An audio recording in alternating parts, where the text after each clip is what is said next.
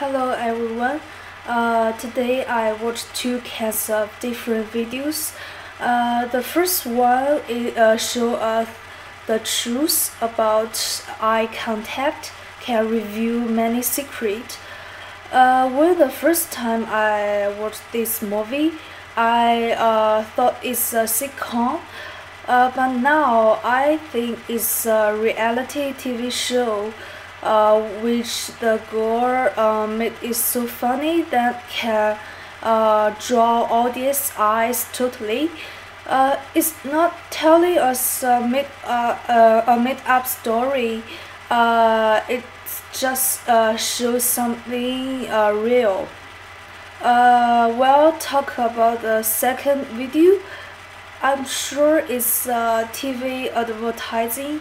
One of those two guys, Arrow, he can move to somewhere immediately. It's a snap.